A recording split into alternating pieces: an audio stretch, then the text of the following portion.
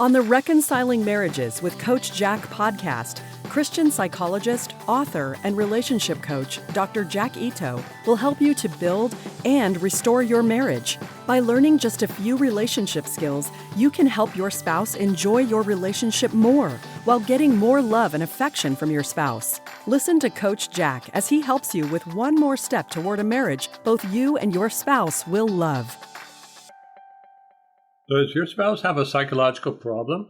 If your spouse has psychological problems, you have to have a balance between taking care of your spouse and taking care of yourself if you want your relationship to go well.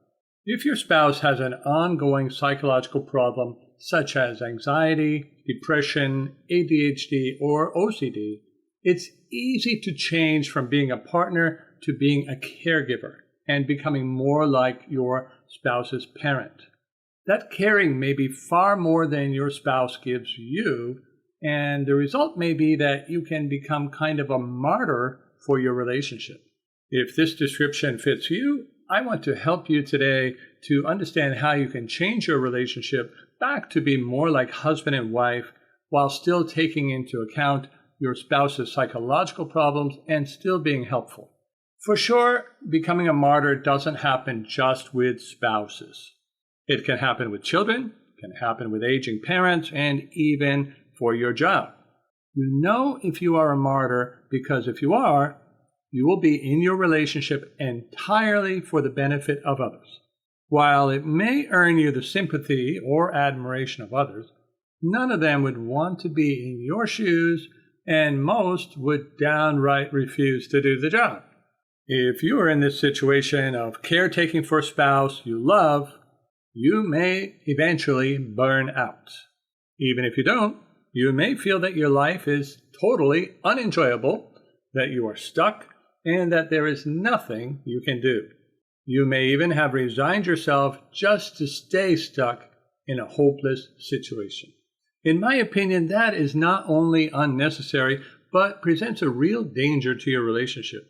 Most of the time people feel stuck, it's not because they don't have better options. It's just because they're ignorant of what those options are. The vast majority of relationships could be reconciled if only people knew how. And it's rarely the case that being a martyr will truly benefit the people you want to help, whether it is your mother, your spouse, or your patients. If you are a martyr for your spouse, well, while I admire your dedication to your cause, I would like to help you to have more meaning and joy in your life. I would like to do that while helping you to make your relationship with your spouse better and to understand that those two go hand in hand. Too many people are needlessly struggling between the ideas of sacrificing their happiness and leaving their spouse. The fact is, you can find meaning and happiness without leaving your relationship. To do that, you need to realize too much of a good thing is a bad thing. Love, patience, and selflessness are good virtues, but taken to an extreme are not virtues at all. At an extreme, love becomes neediness, patience becomes hopelessness, and selflessness becomes codependency. They must be balanced. We must love, but we must not be all accepting. We must be patient, but also proactive in setting the right conditions for growth. We must be selfless, but not when it leads to ongoing problems. God is an excellent example of this kind of balance. He cares for us, but He doesn't give us everything we want.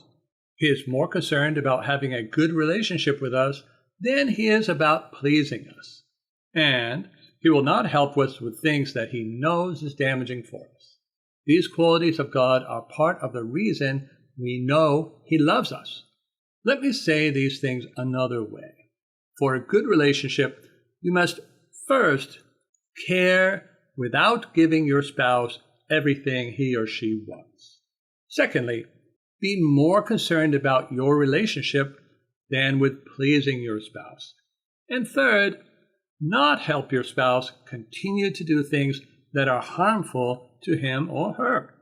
Using your spouse's psychological problems as an excuse not to have good boundaries is not admirable if it hurts both of you. Consider these three impacts of a spouse with psychological problems. In deciding when to be accepting and when to use boundaries, it's important to consider three areas. You need to think about how your boundaries are likely to affect 1. Your spouse's well-being, 2. Your relationship, and 3. Your own well-being.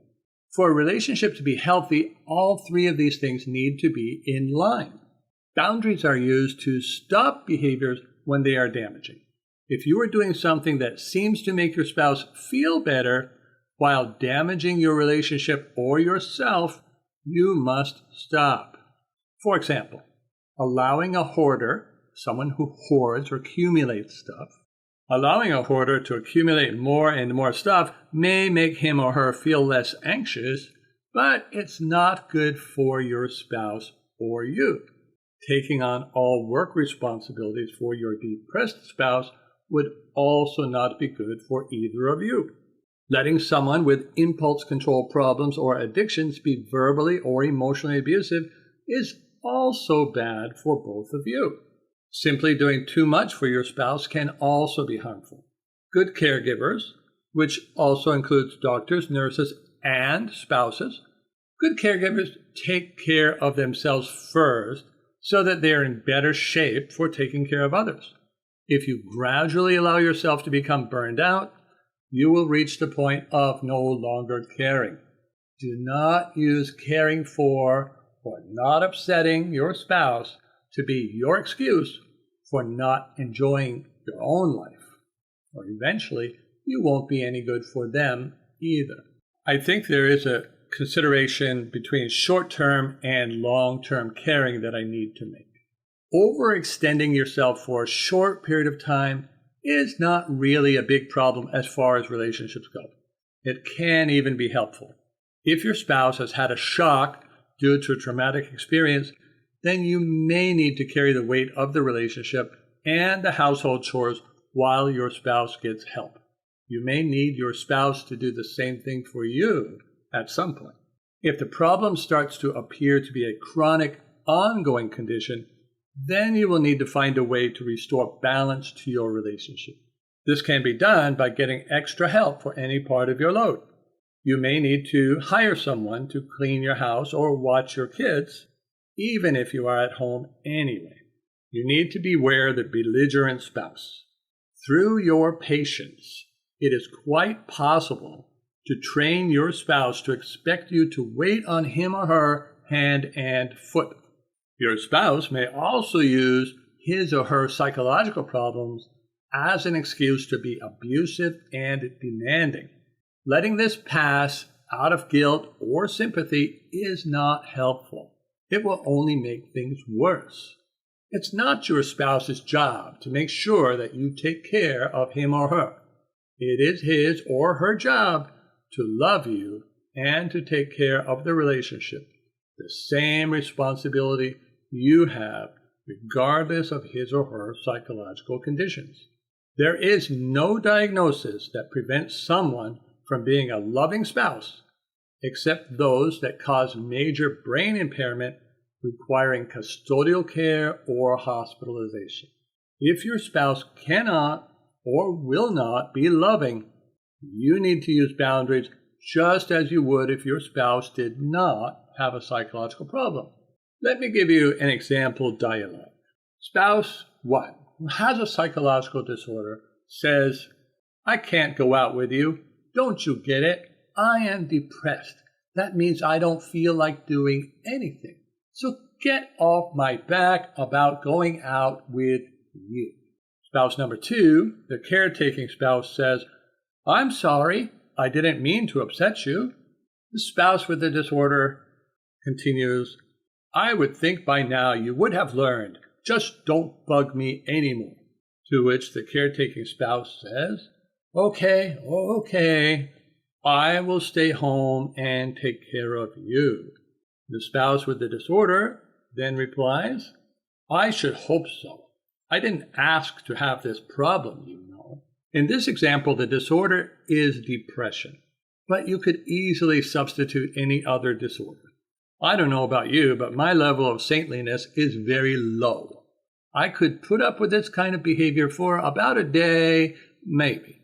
Yet, incredibly, there are many people who are replaying this scenario over and over and blaming themselves if they become impatient. The caretaking spouse in this example has actually trained the spouse with the disorder to be this way, just as a parent could spoil a child. I would like you to think in a little bit of a different way about love and sacrifice. Love requires sacrifice. That's true. But not all sacrifices are loving. The sad thing is that the sacrifices of the healthy spouse in the example I gave you do not actually aid his or her spouse in recovery. If anything, it may add extra incentive for the spouse with the disorder not to recover. This can happen if the healthy spouse fails to distinguish between the psychological symptoms and the willful behavior. Depression does not cause abusiveness, so should not be an excuse for it. You can work with a psychologist or a psychologist coach. Many of my clients have transitioned from helping too much to loving with healthy limits. You can learn to do the same thing. Now, let's imagine that this caretaking spouse says, but my spouse doesn't feel like going out. Now, with depression and panic disorder, it is true that people will not feel like making an effort to go out. That is one of the symptoms of these disorders. People with OCD may have difficulty with changes, and people with ADHD may be irritated by too much stimulation. There are many reasons why someone might not want to go out, psychological or not. But rudeness, inconsideration, and emotional abusiveness are not symptoms of depression, panic disorder, OCD, or ADHD. It's just bad behavior. So consider yourself. Is your kindness hurting your spouse? Sometimes this kind of behavior happens with well-meaning parents who feel sorry for their children. When I worked with the Association for Retarded Citizens, I got to see many developmentally delayed children and adults who had been allowed to have all sorts of bad behaviors by their guilt-ridden parents. And that actually made it more difficult for them to be able to be in public because they developed all kinds of bad behaviors which they were allowed to have by the guilt-ridden parents. These developmentally delayed people needed to be trained, and their parents needed to be trained too. The parents needed to be trained in how to set limits and stop behaviors which were interfering with socializing their children. To allow your spouse to do with you what would never work with others makes your spouse less functional. When to be nice and when to use a boundary is a question that many people have. My opinion is that if someone is dying, be as patient as you can, but stay safe. However, if someone is not dying, then do whatever you can to help them to live better. Sometimes that may mean that you are nice, but often means that you set healthy boundaries and make sure you are not codependent for their problems. Just as we don't buy alcohol for an alcoholic, we don't sit at home with our depressed spouse. We don't rush to remove all dangers from our overanxious spouse. And we don't tolerate verbal or physical abuse from our explosive spouse. To do so wouldn't be doing them any favors at all. To effectively use boundaries, you must overcome the idea that your spouse getting angry is the same thing as your spouse being injured. If your spouse is angry because you are having a few hours out with your friend, you are not harming your spouse. Healthy boundaries can be used with a spouse with psychological problems and need to be. Healthy boundaries protect you, your spouse, and your relationship. They are the opposite of allowing harm to come to you, your spouse, or relationship. Here is an example of the spouse in the previous example I gave you. After learning how to apply a healthy boundary. So the spouse with the disorder says, I can't go out with you. Don't you get it? I am depressed. That means I don't feel like doing anything. So get off my back about going out with you. The healthy spouse says, I get it. Thank you for being clear with me. It is helpful to know. I will just leave the invitation open, but not keep asking you. Instead, I will go out without you. Spouse with the disorder says, What? You are going out without me? Don't you think that is a little selfish for you to go out and have a good time while I'm miserable all alone at home?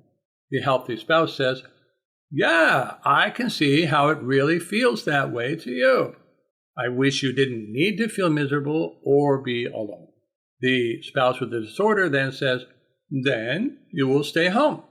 However, the healthy spouse says, No, that would only make me burn out and that wouldn't help you.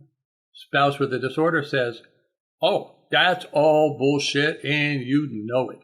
Healthy spouse responds, I'm not going to argue with you.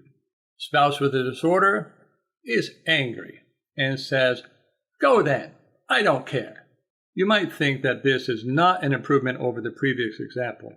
However, it is the start of a major improvement for both of them. Never expect people to like your boundaries, whether they are your friends, parents, children, or spouse. If you talk to your aging parent 4 times a week and it's burning you out, and you tell them you can only talk to them once or twice a week, they're going to be upset. They're going to try to guilt you in some way. That doesn't mean you have hurt them or injured them. In fact, you may be doing the best thing for your relationship. Never expect people to like your boundaries. If you are sure that what you are doing is healthy, then they will soon get used to your boundary and your relationship will improve.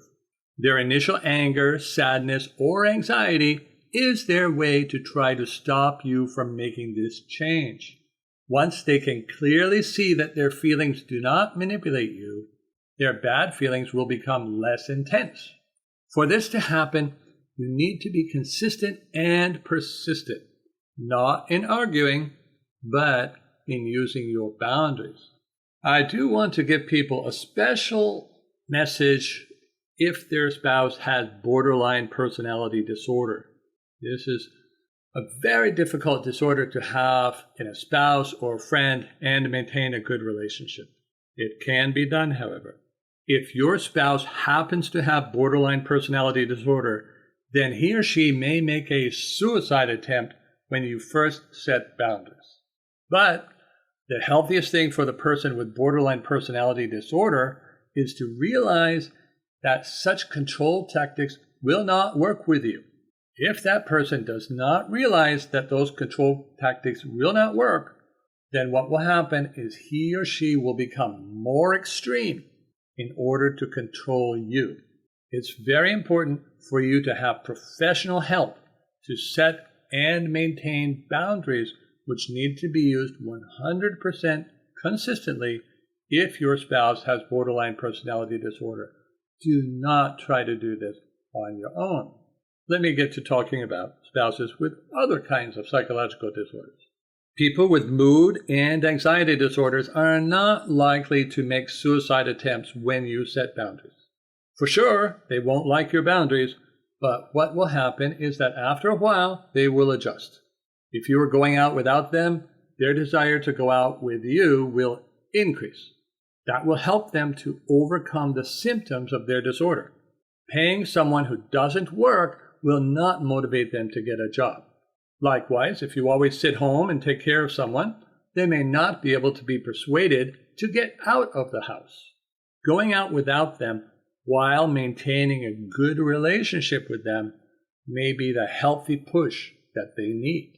If you can't leave your spouse alone, here are some considerations for you.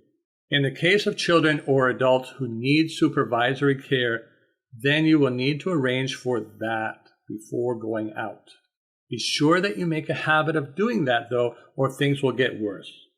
Time does not stop passing just because you are taking care of your spouse. You may have personal goals that you won't be able to catch up with later on. You need to be a happy partner for your spouse. You do that not by painting on a smile and giving a cheery good morning, but by actually living and loving your life. Many people feel trapped and guilty. If you are feeling trapped in your relationship and guilty because you have to take care of your spouse but don't want to, there are things that you can do. I have 4 ideas for you. First, learn as much as you can about the actual symptoms of your spouse's disorder. You need to be able to distinguish the psychological disorder from the unacceptable behavior. Secondly, take yourself off the hook for making your spouse happy. That would not be your job even if your spouse did not have a psychological disorder. Thirdly, work on your relationship. Make sure you are still being an attractive spouse and not becoming like a parent for your spouse. You don't have to wait for the disorder to miraculously go away for you to do that. Some disorders won't go away, or they will come and go. Waiting for your spouse to recover from a long-term condition is a waste of your time and your spouse's time. Fourthly, and lastly, get help. A psychologically trained relationship coach can help you to improve your relationship, get to work on your happiness, and still have the proper consideration for your spouse's psychological problems. Your spouse's psychological disorder does not need to be your reason for a bad relationship. Many people successfully have good relationships with spouses with psychological conditions, and with a little learning, you can too. Thank you for listening to Reconciling Marriages with Coach Jack. Visit CoachJackIto.com to learn more skills for reconnecting with your spouse and restoring your marriage.